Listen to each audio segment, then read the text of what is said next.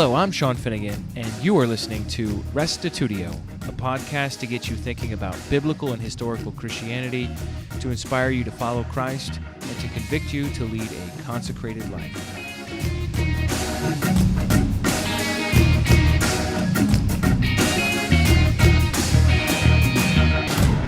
Are you interested in online ministry?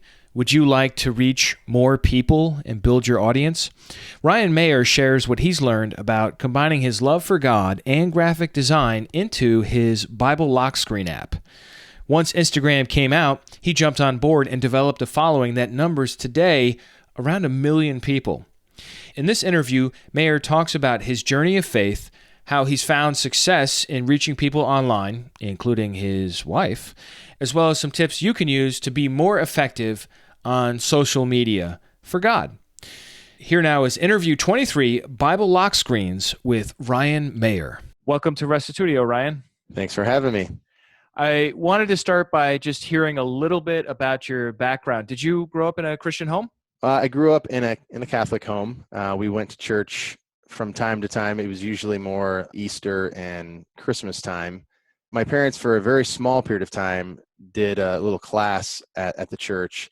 It was a thing for kids, and I got to play Jesus in a little Easter play thing where it looked like I was being raised from the dead when a light was on me and people walked in the room, and then I would go back down when they walked out. So other than that, that was pretty much my church experience growing up. And I always believed that God was real. I always knew that he existed, but it didn't really go much further than that until later in my life when I was a sophomore in high school. So what happened there? Well, I was at my grandma's house with my uncles. My grandma lived across the street from where I lived, my family lived, and we were just over there for Thanksgiving. We're all up there hanging out, and I think my uncles and my dad were playing video games or something. It was after everyone ate and just everyone's hanging out. And one of my uncles, my Uncle Dan, he pulled out a Bible and he said, "Hey, do you know what the Bible says about salvation?" And I was like, no. It was just very random. Everyone's playing video games, and then all of a sudden he has a Bible out. And he just started talking to me about the gospel. And I'd heard it before, but I never made a decision to follow Christ before and accept Christ as my Lord and Savior. And so he went to Romans 10:9 and 10. He showed me multiple verses, and he was just like, if you want, you can accept Christ and as your Lord and Savior, and we can do that right now. Wow. If you want to. And he was like, "Would you want to do that?" And I was like, "Well, that's what it says." And he's like, "Yeah." And he showed me, and I was like, it's funny. I always tell people it made sense to me, and I was like, why wouldn't anyone want to do that? Right. Like, why would someone say no? So it's like, if I do this, I get everlasting life, and it's free. I don't have to do anything. Like, I don't have to earn it. He was like, "Yeah." So he's like, "Would you want to do that right now?" And I was like, "Yeah, let's do it." And so we prayed together, and he showed me some more stuff in the Bible, and it was awesome. And then I remember that day, it wasn't like some magical experience, but I walked home from my grandma's, who lived across the street, and I just kind of knew that something was different. Something had started.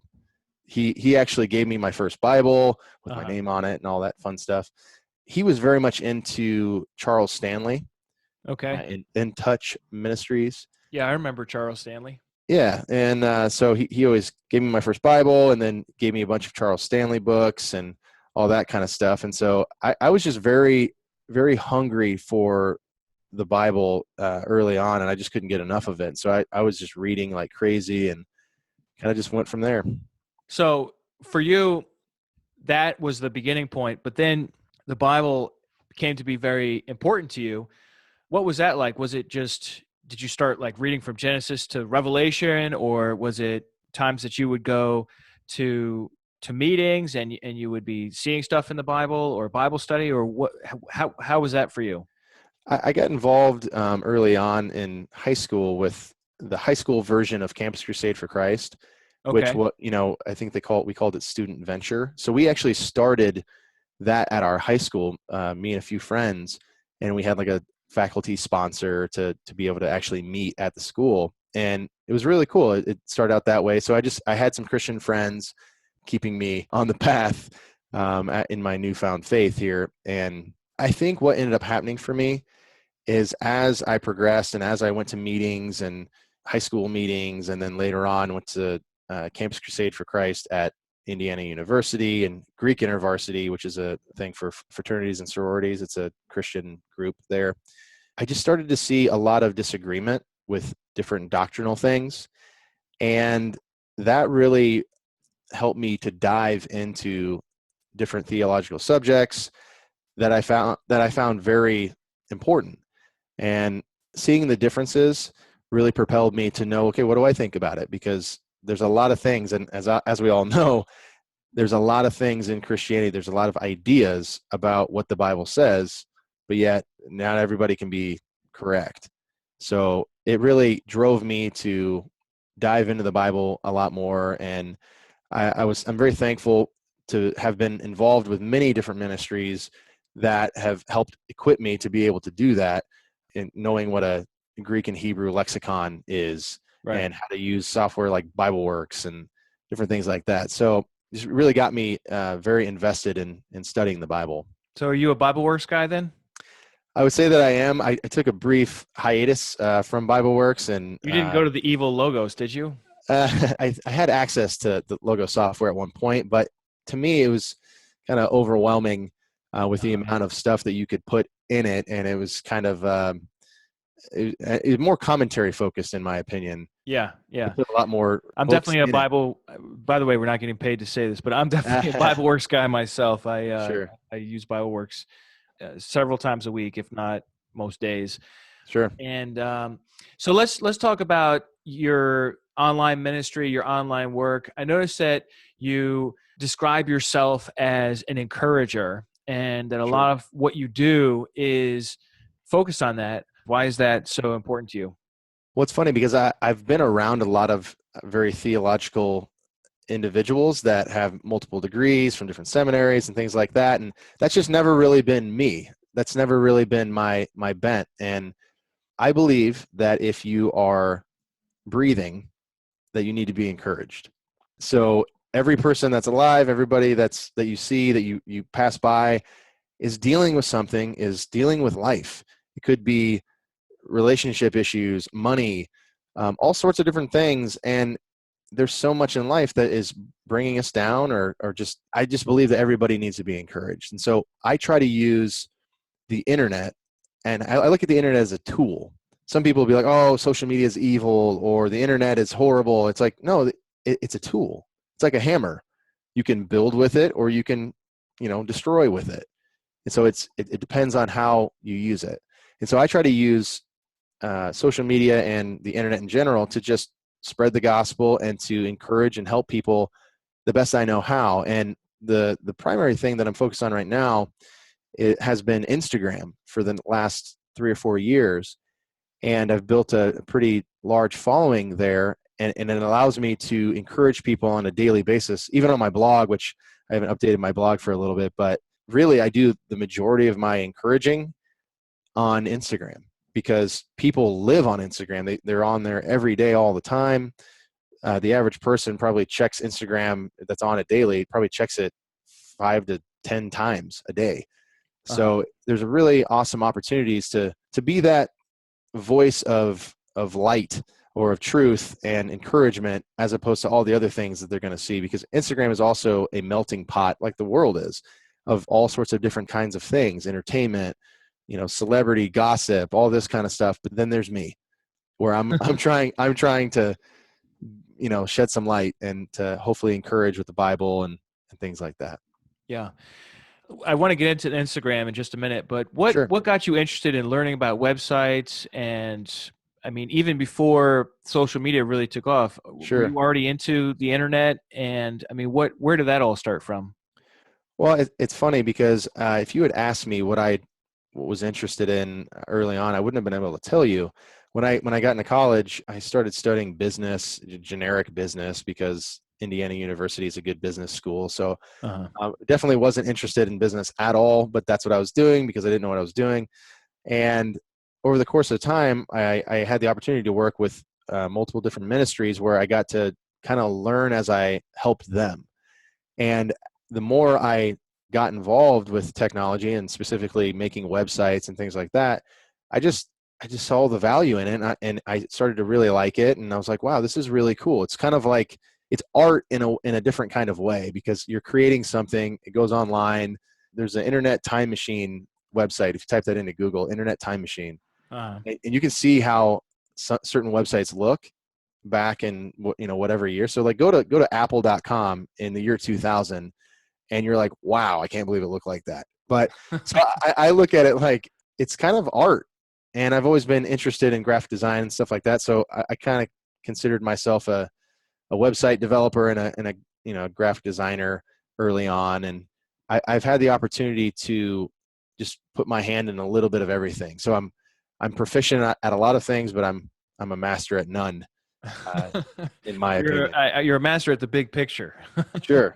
Sure. So I remember when I met you a few years ago, you showed me your phone, and I don't remember what iPhone it was. Maybe it was like a 4 at the time, or Yeah. something even before that. And you're like, "Hey, check out this lock screen." I'm like, "Oh, that's nice." And you're like, "Hey, I make lock screens." And that was like really what you were into. I don't know if Sure. that was 5 years ago or what, but talk a little bit about that. Yeah. So when the iPhone came out, originally, I've always been into technology after that point. After I started, down the internet road, I just got really into technology, and I always had like I don't buy a lot of things, but what I do make sure that I buy is like the newest, latest, and greatest phone. And it used to be a Palm Trio 650 back in the day when Palm was The around. stylus. Yeah, the stylus and everything. And but when the iPhone came out, I was like, that's it. I'm jumping ship. Sorry, Palm. It's over. And touch input and all this kind of stuff. So, and eventually you could have a lock screen. At first, when the iPhone came out, you got to have like, their dedicated wallpapers. And then later on, you could do like a home screen and stuff like that. But early on, I thought to myself, I think I was reading a Joyce Meyer book. I think it was like her really popular one, Battlefield of the Mind. Uh-huh. And I found a lot of value in that book, and I was like, this is a really good quote. I had a quote by her, and I was like, I want to remember this. I was like, oh, I'll make an image for my phone, and I'll set it as my lock screen. And so I did that, and I was like, oh, this is kind of cool. So whenever everyone's glued to their phone now, and according to Google, we look at our phones 150 times a day on average. And so that's 150 opportunities to look at your lock screen. Huh. And so I was like, you know what? I'm going to start making some quotes and some images, maybe Bible verses, things like that, to encourage myself, because I need to be encouraged. And once I started making these, I started, texting them to my friends and saying, "Hey, do you like this kind of idea? What do you think of this?" And it seemed to take off.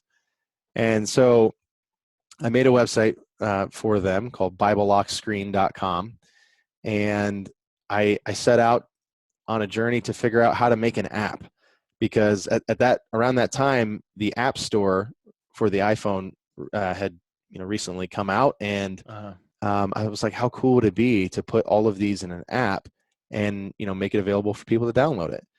And so it took a long time, and I had no idea what I was doing, but I was able to find a service where I could they could do some of the heavy lifting for me, and I could kind of have a shell of an app, and then with my website knowledge, I could kind of put stuff in it. And Right. I'm not kidding. It was so complicated, and so when I finally hit submit to send it to the App Store through Apple's process, which is a very complicated process, I had no idea what I was doing, and I had no idea if what I'd done actually worked. And then finally it went through, and I was like, yes, this is amazing. And then finally it got approved, and it was like a couple weeks later, and I had an app in the App Store, and it was crazy. And was that a paid app or a free app?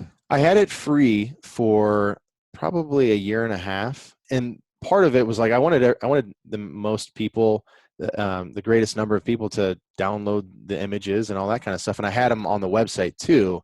And really, the app was only pulling information from the website, so I was like, "Oh, I'll make it free because I'm just excited about this." And I had a lot of success early on. I think early on there was like 150,000 downloads or something like that, Wow. which I couldn't believe it, because I was like, it was an idea I had sitting in my lazy boy one day reading a book. And I really felt like God put that on my heart. And I've probably remade the app 4 or 5 times now using different technologies as I learned what I was to figure out what I was doing. And now I know a lot more than I did when I first started, but I put a lot more time and energy and effort into it. And now I have, it's like 1,500 images that I've made. And I have a new version that I'm actually working on right now that's going to have even more content and more than just lock screens. It's going to have like devotional content and access to a lot of the other things that I'm doing. And a while back, I was like, you know what? I could probably charge 99 cents for this. And people, because I was spending so much time on it. It's kind of a way to help me be able to continue to spend that much time on it. So I charge 99 cents for it, and that's what it is right now. And it's just done really well. I think total, and I don't remember exactly the date that I switched it over, but I think there's been about 500,000 total downloads Oh, wow. for the app. Yeah. That's So excellent. yeah, so it's been a huge blessing to me, and it's blessed a lot of people at the same time. So yeah, I Because feel very blessed. it's interesting because when I look at your Instagram account, Hmm. it reminds me of the Bible lock screen app in the Yeah. sense that you're just a very Bible focused person as far as like the content that I see here. Well, And thanks. so is the Instagram in a sense like an outgrowth of that same mindset? It is. And the reason why I got on Instagram, I have a screenshot, and I actually have a course on teaching people how to do well on Instagram. And in the course, it's not even up right now. I made multiple versions of it, but it was open for a period of time. Then I closed it down, and I'm going to have a new version of that coming out. But in that course, I always tell people I have a screenshot of Instagram and Bible lock screens in the App Store right next to each other under top photo apps that are free, and it was right there. And then I always joke that one of them got acquired by Facebook for $1 billion, and I'll never figure out which one it was. I got on Instagram because it was like the new social media platform at the time, and it was image based. So I was like, oh wow, I have a image based wallpaper app, and what better place to put it, put the images out there than to put it on an image based social media platform. So I made an account and had no idea what I was doing and just started posting my images. And people started following my account, and it was just a source of encouragement. So yeah, like you said, if you go to my page now, years later, I have a lot of content that looks just like what a Bible lock screen would look like. And it basically is either a Bible verse or a quote or something that will bring your mind back to God. That's really cool. Yeah. So let's talk about social media. What have you learned that you would be comfortable divulging here Sure. uh, on this podcast? What have you learned along the way as far as increasing the amount of engagement and also Sure. increasing the number of followers online? Well, early on, I set out, again, I had no idea what I was doing, but then I figured out through trial and error. I was like, oh, I would post something and it wouldn't do as well. But then I realized a lot of people, what they were doing is they would go out and they would follow, use hashtags and hashtag Bible or Jesus or stuff like that. So that made it more available for people to see my content. But then a lot of people, what they would do, they would go out and they would follow the followers of another larger account. So, for example, if you had a Bible based account on Instagram, you could go to my account and follow the people that are following me. And what that does is when you follow someone, it sends them a notification and it says, oh, hey, Bible Lock Screens just followed you. And Uh-huh. so what do when you have a new follower or a new notification? You tap on their account and you check them out. And so early on, I didn't know what I was doing. Again, I just was messing around. And I realized I'm like, wow, I can kind of like tap people on the shoulder and say, hey, I exist. And then they have the opportunity to follow me or not. And if I have, the term that I coined for my course was be a page worth following. So once you tap somebody on the shoulder or somebody happens to see your account because of a hashtag or because of a friend tagged them, and I talk about engagement posts, and that's another kind of term that I came up with is that if you have a post that's meant to create engagement or comments or whatever, people will do the heavy lifting for you. If you have a post that makes people tag their friends, like something that's funny, something that's cute, something that is really inspiring, whatever it might be, these people that are already following you will tag their friends and bring their friends to your account to see what they just saw, and then they have the opportunity to follow you as well. I see. So Yeah. that's one strategy. And basically, I've just employed all these different strategies over the course of time to kind of get my accounts, where they are. So Yeah. what success have you had on Instagram as far as numbers and whatnot? Well, my main account as of this recording is at around 660,000 followers on the Bible Lock Screens account, which is unbelievably more than I ever imagined happening ever. And then, but a combined total of, because I have a lot of different accounts. I have Okay. that account, and then I have one called Insta Scripture. I have one called Prayer Wallpapers. I have a personal page. It's ryan.maher, M-A-H-E-R, where I post a bunch of videos and things like that on there. So I have a bunch of different accounts. In total, the total following is over 1 million now, which, again, Wow. never imagined would ever happen, because I was just sitting on my lazy boy reading a book. And so I had no idea that this was all going to take place. But one thing I would mention, and the only credit I can give myself, is that I've been consistent on I Instagram. see. And I think with any endeavor, if you're trying to make an impact on the internet for Jesus, and you're trying to help people, you have to be consistent. And I've, at times I have a podcast. I just actually resurrected my podcast. I hadn't posted a new episode over 2 years, and I just posted one yesterday, which is called the Christian Quotes Podcast. So I had that, but I did really, really well, but then I wasn't consistent at it. And I would spend my time working on maybe YouTube or, making videos for Instagram. And so the one thing that I have really, really, really done well is I've been consistent at staying consistent at Instagram.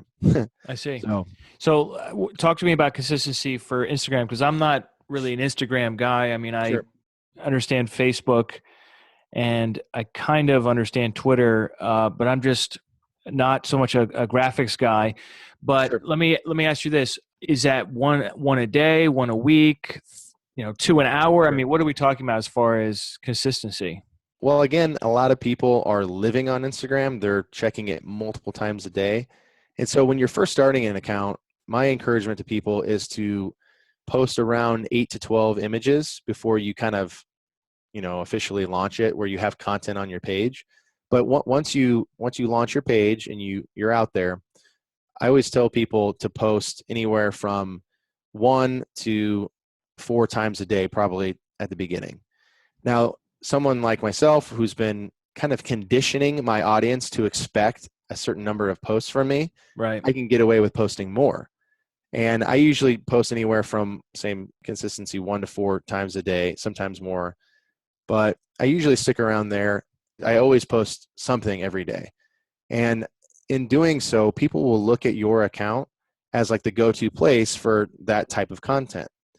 And that's what you want. You want to, it's almost like a church. If you're building a church, you want the members of the church to come to the church every Sunday. But if all of a sudden you just don't have service, Right. then they're going to go someplace else. And so consistency is huge, and just building that momentum and keeping it going. If I were to stop posting, even though I've been doing this for years now, if I were to stop posting on certain accounts, it would make it a lot harder to continue once I decided to start again, just because people will move on. They'll follow other pages. They'll look elsewhere, and so consistency is huge. So walk me through the benefits as far as what you're able to accomplish here. Obviously, there's the idea of influencing people's lives with scripture, Sure. right? I mean, you are having, in a sense, an anonymous and yet intimate contact with so many people, because your content is resting in the palm of their hand and on, Right. right before their eyes, and you're able to be encouraging. What are some of the other benefits as far as your work on Instagram goes? If I can explain it, I would say that being able to be in communication with that many people, which if you look at the largest church in America, which I don't know what the largest church in America is right now. I think it's technically Life Church because of all their satellite Right. Yeah, I think it might locations. be. I remember when I reached 100,000 followers on Instagram, and I was like, wow, I don't know if there's a football stadium that has that many people in it, and so be able to communicate to that many people was just so significant to me. And I was just like, wow, what an opportunity, Yeah. what a privilege to be able to communicate on a massive level like that. Now as Instagram has evolved over time and added new features and things like that, they added video, and then they added it so you can do direct messages on Instagram. So it's kind of like a chat. Yeah. Every single day, I get hundreds and hundreds of people messaging me, asking me for questions about the Bible or for prayer or whatever it might be, or just saying, thank you so much. God bless you for, this video or whatever. They're just responding to something that I put out. And it's really cool and I try to spend a lot of time responding to people, even if it's something small in a quick response, because no one on Instagram, if you follow a page that has a lot of followers, no one expects a response. Right. You just don't. Like if I send, I don't know, Shaquille O'Neal a message, I don't expect a response. Although Donald Trump might respond to you on Maybe. Twitter. No, Who knows if it's the right if it's the right comment? Who knows? But when I do respond, it's a huge blessing to them. And I'm like, it's funny because some people are like, oh, I can't believe that you responded to me. I'm like, well, I'm just a regular human being. But people in their mind, they're like, but you have all these followers, so it's like something greater or something. And they're like, oh, I know you get a lot of messages, so it's a blessing to them. And so I try to take that seriously in the sense that I try to respond to as many messages as I can. I probably have 2,000 that I have not even answered yet that are sitting in my inbox, but I try to just kind of batch respond, Yeah.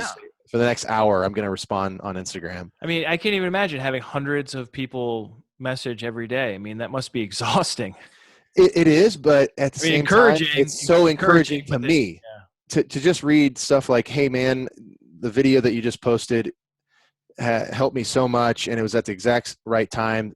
God's so good, and just to be able to pray for people and stuff like that, it's a huge deal to me because it encourages and blesses me. So if I can be selfish about it, like it helps me, But at the same time, I get to help all these people. First and foremost, that's why I'm doing it, is to just be able to make an impact and be used by God in that way. Is pretty significant. And by the way, Instagram just updated their another feature where now you can actually send people to a link inside of a direct message. Before you couldn't.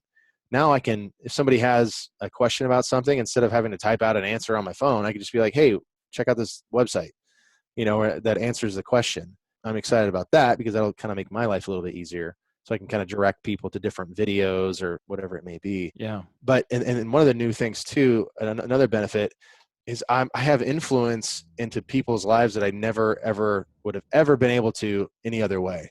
And for example, I actually made a list of the people like that I never thought I could ever have influence with, that are either celebrities, or there's like Olympic gold medalists that follow my page. There's NFL Hall of Famers, NBA players, NFL player. Like it's ridiculous. And I'm just a regular guy posting stuff about the Bible. That's pretty cool. Yeah, it's crazy. Like reality TV stars. I always joke people, 1/3 of Destiny's Child, 1/3. Not the more famous part, but 1/3, the Christian third of Destiny's Child. Musicians, New York Times bestselling authors, all these different famous people are following this account, and it still blows my mind. And obviously, they're just normal people, just like everybody else. They're just known by people. But to have influence or be able to help people in this way is really cool. And I can only I can give credit to God for making this even happen, because I never knew what I was doing. I just stuck with it, I guess. So, well, and the Instagram is just one part of the Ryan Maher daily encouragement and all this other activity that you're up to. I mean, how many aspects are you into here? I mean, I see you have a website, multiple Instagram accounts, Twitter, Facebook, YouTube.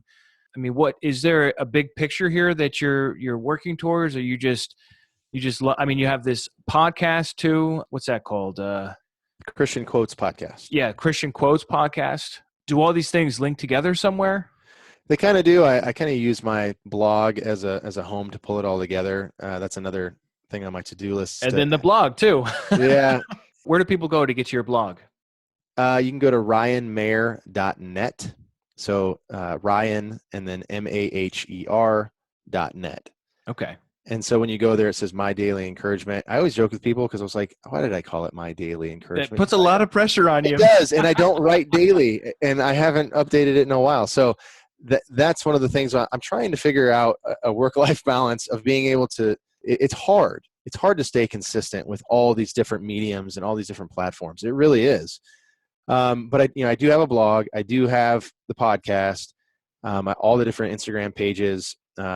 The podcast is fun because it just allows me to fish in a different pond, so to speak. And because iTunes and now Google Play has podcasts as well, so all the Android people out there now have access to all the podcasts.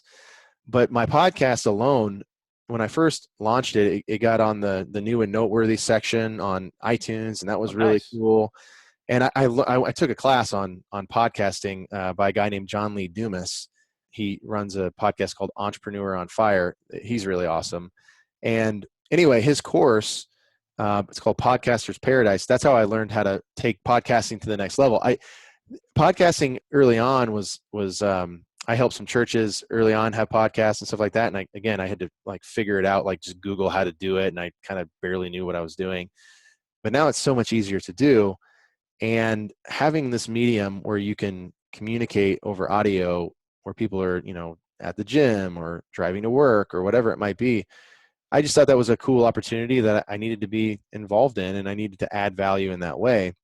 And it's allowed me, I think my podcast now has 312,000 downloads now, which I haven't even posted a new episode in 2 years. As of yesterday, I posted a new update. So I'm going to do a weekly thing now. When I first launched it, it was a daily podcast, which was very daily podcast, enthusiastic. You don't do anything halfway, do you? Well, I have a lot of enthusiasm out the gate. So I'm trying to scale it back and do something that's more feasible and consistent. So once a week, I could do that for sure. Yeah. Yeah. So, and all this is apart from your regular job, right? Yeah. This is just, in my spare time.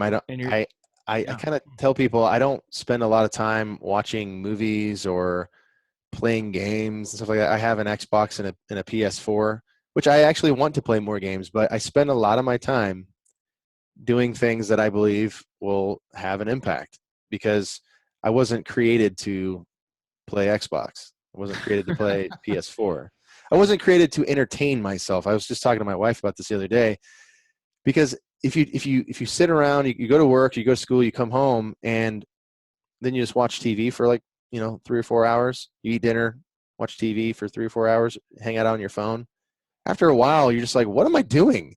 How am I spending my time? It's not what I was created for. And so I just try to spend time, and not that I'm perfect at it, or not that I don't, engage in entertainment of any kind, but too much of it, I'm just like, this is not what I'm here for. Yeah, totally. That makes a lot of sense.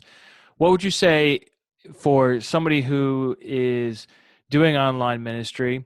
Where would you say to focus? I mean, you've got so many different avenues at this point where, there are some people that just do YouTube and that's Sure. it. Then you've got everybody and their mother on Facebook, literally. And then you've got Instagram and Twitter. You've got Pinterest, Tumblr. You've got the blog. If somebody's doing online ministry, and obviously we all have limited time and money and so on and staff, as far as Christian ministry goes, sure, teaching the Bible and this sort of thing, where's the best place to focus that you think would have the most significant reach? That's a good question.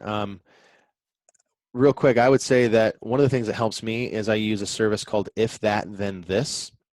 So if you Google If That Then This, I think it's ifttt.com or something like that. It is a automation tool that's online. And so for example, I will post an image on Instagram, Uh-huh. and I have this logic, it's like a logic engine where it says if I post on Instagram to take that image and also post it on Twitter and also post it on Facebook Ah, automatically. So that helps me a lot. And I have that set up on multiple Instagram accounts with a corresponding Facebook account for that same account. And so it's not just one Facebook, it's not just one Twitter. But using this automation, you can focus solely on maybe one platform and have it repost on the other ones. And so I would say I'm a big Instagram guy. I would say I would spend your time, energy, and effort creating content that's of value and then right. promote it on social media. And I think Instagram is the best place to do that. Facebook is also obviously very good. But the reason why I've always loved Instagram is because it's the one platform where you can still go out and get people's attention.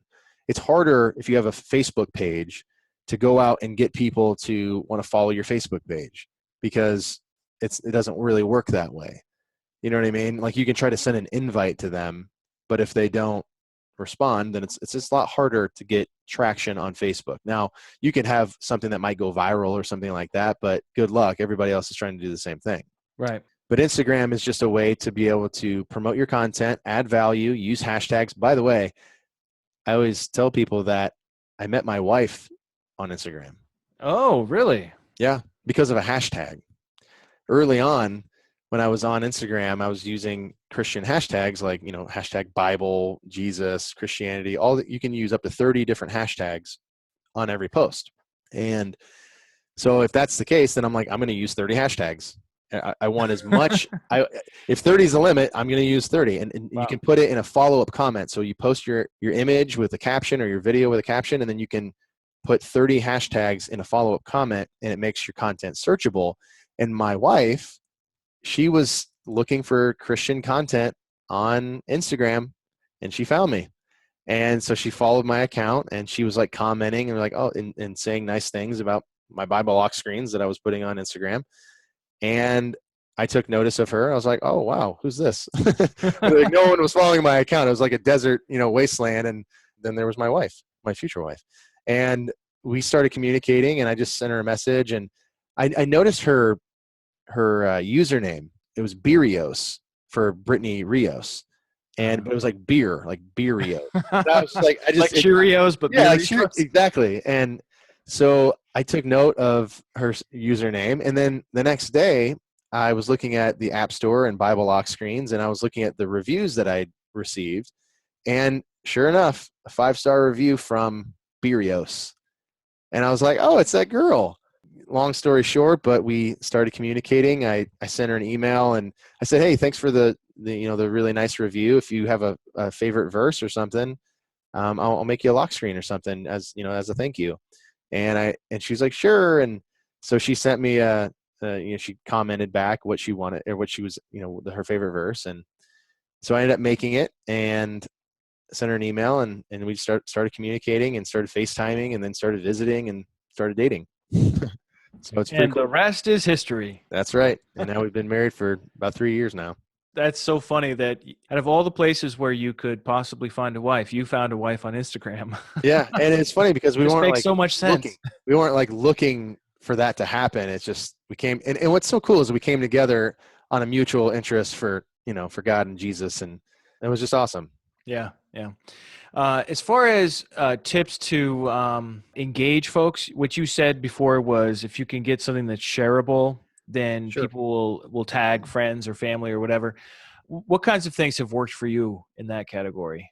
Sure. Well, I call them engagement posts. So when you make some content for Instagram, you want to make something that is shareable or is likable or or commentable, in the sense that it's either something that inspires you or them, it's funny, it's cute, it's something that invokes some kind of reaction. It's just not blah, Right. and especially if you're going to do something that's, for ministry or for the Bible, quotes work really well. And one of the things that was very surprising to me, because I spent a lot of time working on content for the Bible Lock Screens app and making, wallpapers that look really cool, and I spent a lot of time on them. But then I would post something on Instagram with a black background and white text, and it would get way more engagement. Weird. Yeah, I was like, why? What is happening? And then I kept testing it, and I would look at other accounts, and I've been testing it even still. If you look at my account right now, you'll see a lot of black and white images. You'll see some that have, a fancier background or something like that, but you'll see a lot of black and white because, and I think the reason is a lot of people, they just want the message. They want the value. And when you have a black background with white text, all you can see, it's like blackness with white text. So all you can see is, you're not distracted by, is there a face on the picture? Is there a fancy background? It's not hard to read. And so that's kind of my bread and butter at the end of the day, is to add value, either a Bible verse or a quote or something that's going to encourage and bless people, and try to keep it simple and very readable. Mm-hmm. And a lot of people, they'll try to send me images at times and say, hey, will you post this or something like that? And it'll be a really, really fancy font that's very hard to read on a very busy background. Right. And people are scrolling on Instagram. So you don't want to make it hard for them to read what you're posting. You want to make it very easy for them to see what you're, at a glance, what you're saying. And so that's another tip too, is stick to like very readable fonts. Don't make it super fancy where, like a calligraphy font that no one can read. That makes a lot of sense. Just by way of concluding here, and you mentioned this course that you're working on as far as training people to use social media. Sure. How do people get in touch with that? Is that something they can access online, or is it available some other way? Yeah, the course is called Audience Explosion for Instagram. And the last couple of years, that was actually why I didn't stay faithful with my podcast, is because I was very much involved with, that course, and had thousands of students go through it. And it was just a one-stop shop for how to build an Instagram account and stuff like that. Now I will say it's not currently available because I closed the doors, so to speak, so that I could work on a new version of it, because that's the nature of social media, is that it's always changing and evolving. So I have to kind of tweak the strategies and talk about the new features and stuff like that. So when that is available here in the near future, you'll just be able to either Google audienceexplosion.com. All right, cool. Well, yeah. Hopefully people can take advantage of that and get into Instagram. I've certainly learned a lot in this conversation today. Thanks for taking the time to talk with us today. Yeah, absolutely. Thanks so much for having me. Well, I hope you enjoyed that interview and that it gave you some ideas on how you can combine your passions, your talents, and your service to God all into something that really can make a difference in the world. If you'd like to get more information, I've got links in the show notes for today about Ryan Maher's Bible Lock Screen app. I'm sure you could just search for it in the App Store, as well as his blog called ryanmaher.net about daily encouragement, his podcast, and you can follow him on Twitter at Ryan Maher. So if you want to get to those links, check the show notes for this episode or jump online to restitutio.org and go to interview 23 Bible Lock Screens with Ryan Maher, and you'll be able to get all of those links. Thank you so much for listening. If you haven't yet, please give us a review on iTunes. Really appreciate those who have already done so. And we'll catch you next time. Remember, the truth has nothing to fear.